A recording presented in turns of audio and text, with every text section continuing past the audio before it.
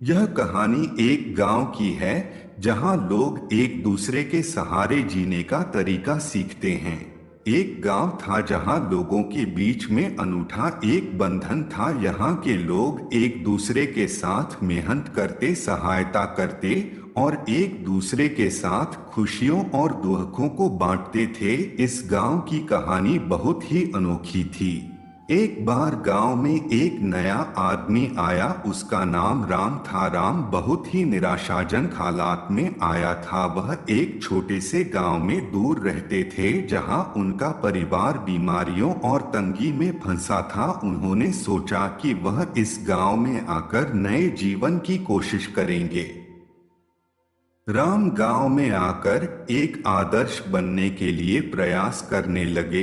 वे हर काम में मेहनत करते, दूसरों की सहायता करते और सबके लिए प्रेरणा स्रोत बन गए। दूसरे लोगों की खुशियों और दुखों में भी वे सहभागी रहते। एक बार गांव में बड़ा दुख का समय भी आया जब गांव के मुखिया का बेटा अचानक बीमार पड़ गया।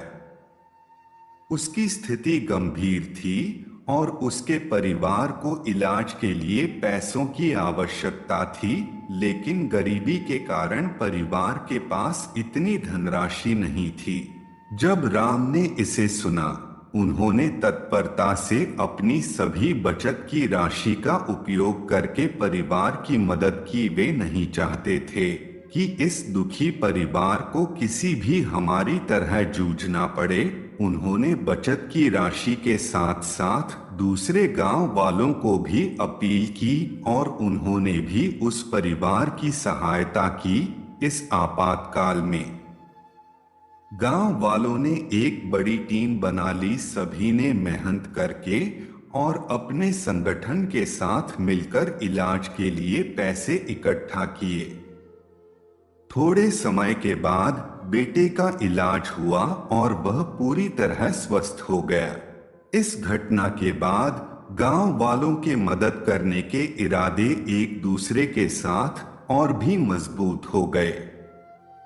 यह उनकी सद्भावना, नेकी और सामर्थ्य का परिणाम था।